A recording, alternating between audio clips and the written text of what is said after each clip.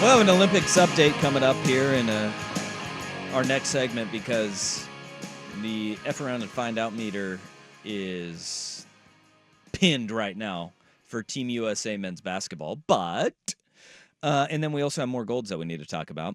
But yesterday in training camp, the NFL Network was doing their training camp visit to the Seattle Seahawks. And I was watching that training camp live thing. And then all of a sudden I hear this, whoa, whoa, whoa, whoa. And the guys on set, just all Tom Pelissero and Mike Garafolo, I think, was there. Somebody else was there. Was it, Michael Robinson, the former Seahawks fullback now works for the NFL Network. He was sitting there and they all just kind of turned around. He was like, no, nothing to worry about here. Nothing to worry about here. What was happening, though, was a training camp fight in Seattle. Which, not uncommon. Well, it is a little uncommon when you have DK Metcalf ripping off a helmet and swinging it at his teammates. It also was the fifth fight of the day. Which, I'm going to say something maybe controversial. Having fights at training camp, again, drawing the military line. They happen. They happen, and honestly, you won a few. You see the same person over and over and over again, and when you win some of those battles, and then the guy adjusts, and you get all of a sudden, by this time in training camp, when you're 16 days in, all you've seen is that dude across from you, and you start learning each other's tricks. You start cheating the other guy, and it gets a little bit testy there. And you start chirping. A lot of chirping. A lot of chirping happens, and then things boil over. I loved what Mike McDonald had to say after the practice. He was talking with Pelissero, and he said, we're towing that line of aggression. He's like, I want my guys to be aggressive, but we are towing that line. 5 fights, DK ripping helmets off and swinging them at people. It gets to be the bunch. I like what Mike McDonald is bringing to the table, but what he also said after that was DK addressed the team afterwards. After practice said, hey, look, this is on me. That's not right. That's not who I am. That's not who we should be. We need to move forward. We need to grow from this. He's saying all the right things publicly, but also behind closed doors, he's probably saying... No, but that was behind closed... That was at practice to the team, addressing the team after practice, and McDonald is saying... And that is the healthy way that you should move forward in these things. When it boils over and it goes from the practice field and then it turns into an issue in the locker room, that's when things get out of hand and you're not in a right mind.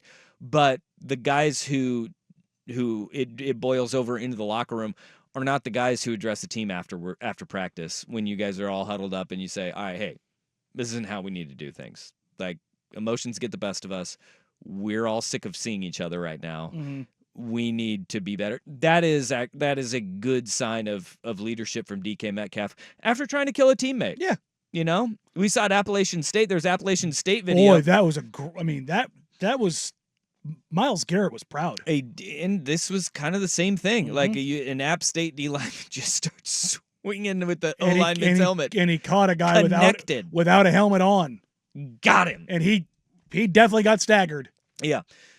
You don't want that. No. That is a bridge too far.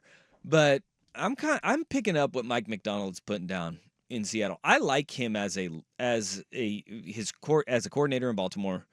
He's under the Harbaugh kind of tree of crazy. Yes. We know that is the what culture the Harbaugh stuff tree is good. But you do need to, and when he says, we're towing that line right there of aggression with a wry smile, that's who I want. I love the excerpts of what we're hearing Mike McDonald say about the progress that they're making, and there's a way that coach speak can be meaningful and productive, right? Because he's talking about culture, and then this new buzzword that every coach at every level is saying right now is the connectivity and being connected as a team. You're seeing that come out of Mike McDonald, and I'm excited for a new era in Seattle with Mike McDonald. I truly am excited for it. It is going to be interesting to see how different this team is, because the personnel is not that different, but culturally and from a coaching standpoint, it has all of the trimmings and bells and whistles of an entirely different staff.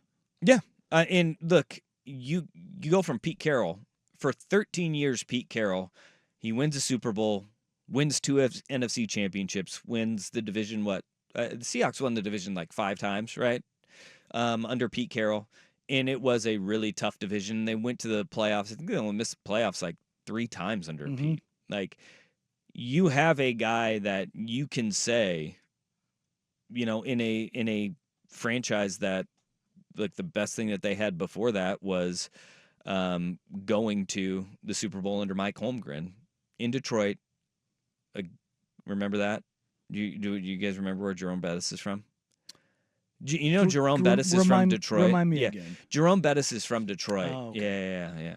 But unequivocally, the best coach in franchise history. It's a tough one to follow, and I love that Mike Macdonald is doing it his own way, breathing kind of a breath of fresh air into a franchise where Pete Carroll's ultimate positivity, that does at some point, and we saw it starts to wear a little thin. Yes. And then now you have a guy who's the youngest coach in the NFL at 37 years old.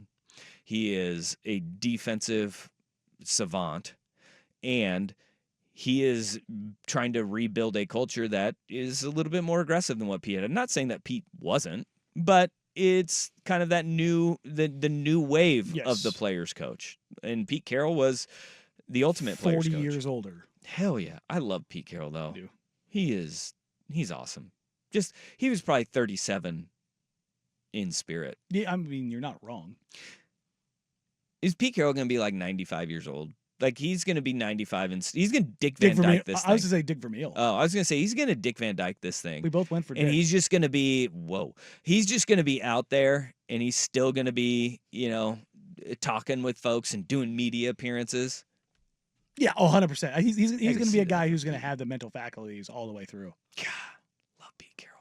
But the new era is here, and DK Metcalf trying to knock guys' heads off. You don't want that. No. You don't want that. But toe that line. Not great, Bob. Toe that line. Toe that line, as Mike Macdonald said.